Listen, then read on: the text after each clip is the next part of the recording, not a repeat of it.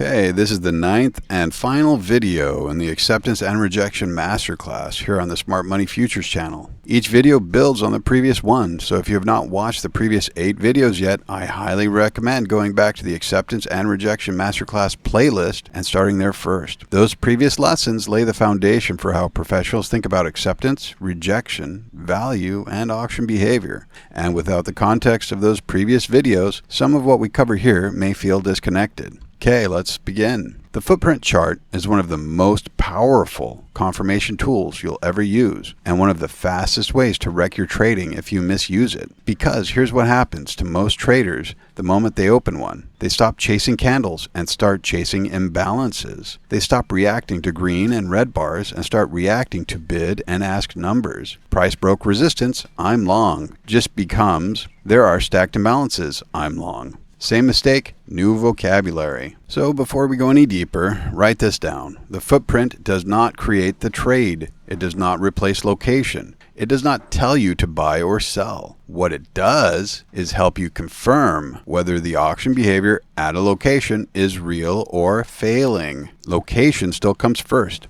Acceptance and rejection still come from the auction. The footprint just lets you see the quality of participation inside that auction. Okay, let's get into it. What you're actually looking at. A footprint chart shows traded volume at each price, split between the bid and the ask. Trades at the ask are usually aggressive buyers lifting offers. Trades at the bid are usually aggressive sellers hitting bids. So heavy volume at the ask tells you buyers are aggressive. Heavy volume at the bid tells you sellers are aggressive. But here's the part most traders miss completely. Aggression by itself means nothing. The question is never just, are buyers aggressive? The question is, are aggressive buyers being rewarded with higher prices? It's not, are sellers aggressive? It's, are aggressive sellers being rewarded for lower prices? And that distinction is everything. If buyers are lifting offers above a prior high, but price can't continue, that's not bullish, that's absorption. That's trapped buyers. That's failed acceptance. If sellers are hammering bids below a prior low but can't continue lower, that's not bearish, that's absorption. That's trapped sellers. So the footprint really measures one relationship, effort versus result. Once again, it measures effort versus result. Effort is the aggressive volume. Result is the price movement. And when these align, acceptance is stronger. When they diverge, rejection is developing. Keep that in your head for everything that follows. Footprint confirmation for acceptance. Price is trading near the prior day's value area high. That's your location. The question is simple. Can the market accept above prior value? Price breaks above. Retail chases immediately, but you don't. You watch for the response. On the footprint, you see aggressive buyers lifting the ask through the level. But the important part isn't the buying, it's that price actually advances. The buying is producing progress. Then price pulls back. Sellers hit the bid, but they can't push price back inside value. They're trying, but they're not getting paid. Price holds above the level. Then buyers step back in, lift the ask, and price continues. Volume starts building above the reference. That's acceptance. And notice the sequence. It's not buy imbalance equals long. It's meaningful location, break above value. Aggressive buying creates progress. Pullback sellers fail to return price inside. Buyers defend the area. Volume builds above the reference. Said cleanly, for acceptance, you want aggression to produce progress, and opposing aggression to fail to reverse the auction. The downside version is just the mirror. Price breaks below value area low. Sellers move price lower. Buyers lift the ask on weak bounces but can't reclaim the level. And volume builds underneath. That tells you sellers aren't just aggressive, they're effective. And buyers aren't just present, they're failing. Effective aggression versus trapped aggression, that's the whole game. Footprint confirmation for rejection. This is where the footprint really earns its keep, because rejection usually happens when aggressive traders pile in at the worst possible location and get absorbed. Price breaks above a prior high. Breakout buyers come in. The footprint lights up with strong ask side volume, maybe stacked buyer imbalances. A beginner sees that and says, buyers are strong. The professional asks, did price continue? Did those buyers actually move the market higher? Or did all that buying get absorbed? This is one of the most important lessons on the entire chart. Aggressive buying at the high is not automatically bullish, and aggressive selling at the low is not automatically bearish. It depends on the result. So picture this sequence. Price pushes above the prior high, heavy buying at the ask. The candle looks strong, but price only moves a few ticks past the high, then stalls. More buying comes in, still no continuation. Then sellers hit the bid and price falls back below the high. Now we've returned through the reference. Price retests that high from underneath and can't reclaim it. That's a clean rejection structure, and the footprint confirmed it like this. Buyers were aggressive above the high. They failed to get continuation. Price returned below the level. The retest failed. Buyers are trapped. That's very different from I shorted because there was a wick to you're not trading the wick, you're trading failed acceptance, confirmed by ineffective aggression. The downside rejection is the mirror again. Sellers break a prior low aggressively, but big negative delta, but price won't continue. Then it reclaims the low. Sellers try to push it back down and fail. Now they're trapped. This is why negative delta at the low isn't always bearish, and positive delta at the high isn't always bullish. At a meaningful low, heavy selling with no downside progress is bullish information. At a meaningful high, heavy buying with no upside progress is bearish information. Not because the indicator reversed, but because the auction failed to accept. Here are the 5 footprint clues. Let's get practical. Here are the clues you'll actually use. 1. Imbalances. Strong ask side volume relative to bid side show aggressive buying and vice versa. But the same imbalance, different result. A buy imbalance above value that holds and continues supports acceptance. A buy imbalance above value that fails and returns inside supports rejection. Never trade them blindly. 2. Stacked imbalances. Multiple stacked imbalances across several price levels show aggressive initiative. Stacked buy imbalances above a level followed by hold and continuation support acceptance. But the exact same stack at the end of a move where price fails to continue marks exhaustion. Late buyers getting trapped. The question is always, did the imbalance produce acceptance or fail? 3. Absorption. Aggressive traders hit into resting liquidity, but price barely moves.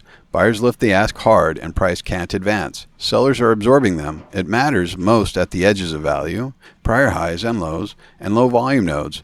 But be careful, absorption can last longer than you expect. Strong markets absorb selling and keep going. So absorption is a warning. Failed acceptance is the trade. 4. Delta divergence. Delta is the difference between aggressive buying and selling, but it only matters relative to price. New high on very positive delta that can't continue and falls back, trapped buyers. Now, a new low on very negative delta that reclaims, trapped sellers. Delta divergence isn't a magic reversal signal, it's a flag that effort and result are not aligned.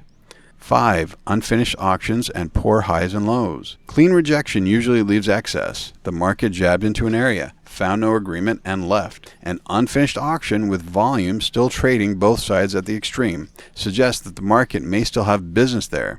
So if you're expecting strong rejection, make sure the auction actually rejected. If the high or low looks unfinished, don't assume it's done.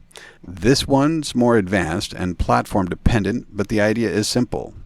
Okay, so here's a full example. Upside acceptance versus upside rejection. Let me show you why context is everything, using the same tool on the same level with opposite outcomes.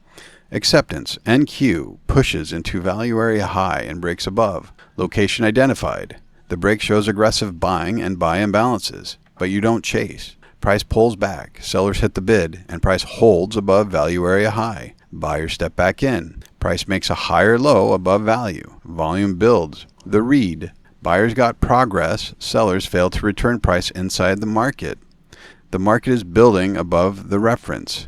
Acceptance confirmed. Invalidation. Price falling back inside value and building below value area high. Rejection. Same level. NQ pushes above. Buyers come in aggressively. Strong ask side volume. Maybe stacked imbalances, but price stalls just above the level. Each new push produces less progress. Sellers hit the bid. Price drops back below value area high. On the retest from underneath, buyers can't reclaim it. The read. Buyers were aggressive but ineffective. The auction returned inside value. The retest failed. Breakout buyers are trapped, and the market may re-auction toward VWAP or POC. Here's the part to burn in. In both examples, the footprint showed buying. In one, buying produced progress and the level held. In the other, buying failed and the level was lost. Same tool, opposite interpretation. That's why you can never read the footprint without auction context. The downside version are exact mirrors. For acceptance, sellers break value area low, move price lower, and buyers can't reclaim. For rejection, sellers break the low aggressively, can't continue, price reclaims, and the sellers get trapped. So the common thread is always effort versus result. Aggressive sellers below a low who can't move price lower are not in control. They're vulnerable. Aggressive buyers above a high who can't move price higher are not in control, and they're vulnerable. That's the most single valuable thing that footprint shows you. Not who's aggressive, but who's trapped. Here are 5 ways traders misuse the footprint. 1. Trading imbalances without location. A buy imbalance in the middle of value is not the same as the other after acceptance above value area high. Location gives meaning. 2. Assuming aggression equals control. Buyers are only in control if they can move and hold price higher. If they can't, they may be trapped. 3. Shorting absorption too early. Buyers being absorbed at a high doesn't mean instant reversal. Wait for the auction to fail. The return through the reference. The failed reclaim. Absorption is the warning. Failed acceptance is the trade. 4. Using the footprint to avoid invalidation. This one's a troublemaker. Traders stay in losers saying there's still absorption. Delta still diverging. Buyers are still trapped. But if price reclaims and accepts beyond your invalidation, the trade thesis is wrong. The footprint should clarify risk, not become an excuse to ignore it. 5. Zooming in too far. The footprint tempts you to obsess over every tick. Not every print matters. It's most useful when it answers a bigger question. Is this breakout accepting? Is this breakdown failing? Are sellers trapped below the low? The footprint confirmation model. So let me bring it all together. For acceptance, you want aggression in the direction of the break, price progress in that direction, volume building beyond the reference, defending pullbacks, and opposing aggression that fails to reverse the auction. And for rejection, you want aggression beyond the reference that fails to produce progress, absorption at the edges, a return back through the level, a failed reclaim, and trapped traders forced to exit. And for both, always ask, where's the meaningful location? What's the auction trying to do? Is the footprint confirming acceptance or exposing failed acceptance? Where is my read wrong? The footprint isn't there to make you feel certain. It's there to help you judge quality. Quality of the breakout, the rejection, the pullback, the trap trader scenario, the auction itself. Because the market is not a pattern machine, it's an auction. And the footprint lets you look inside that auction and see whether the people being aggressive are actually getting rewarded. That's the difference between strength and trap strength, between chasing a breakout and waiting for acceptance, between fading too early and waiting for rejection to confirm. So next time price breaks above a key level, don't just ask, are buyers aggressive? Ask, are they being effective? Can price hold? Are sellers failing to return price inside? Is volume building? Or are buyers being absorbed and trapped? That's how you use the footprint professionally, not as a signal machine, but as a confirmation tool for auction behavior. So next we take everything from the series: location, acceptance, rejection, trap traders, value, VWAP, volume profile, and footprint confirmation, and turn it into one complete execution framework, because confirmation is only useful if it leads to a risk-defined decision. The footprint helps you read the auction, but your trade still needs entry logic, stop placement, targets, and invalidation. Without these, even the best read becomes a bad trade. And before you move on, don't treat this masterclass as information to collect. Treat it as a framework to test. The full framework behind this series is laid out in my book, Trading on the Edge. I built it as an affordable, structured alternative to the $1,000 futures course model, so serious traders can study auction logic, value, structure, execution, and risk without spending a fortune just to get organized. So think of it this way. The YouTube videos are the lectures. The book is the textbook they're based on. And if you want help applying the framework to your own trading, your prep, your execution, your trade selection, your journaling, and the mistakes that keep repeating, that's what the SMF Mentorship is for. The book gives you the structure. The mentorship provides personal feedback by an industry veteran with over 20 years trading experience. You've heard the saying, give a man a fish and you feed him for a day. Teach a man to fish and you feed him for a lifetime. That's my goal here. Not another random setup, but an institutional framework that works across all markets and conditions. Better location, cleaner invalidation, stronger confirmation, fewer low-quality trades. So grab a copy of Trading on the Edge, study the framework, and if you're serious about building a more disciplined process, apply for the SMF Mentorship Program. Links are below. Okay, thanks for watching, and I will see you in the next one. Take care.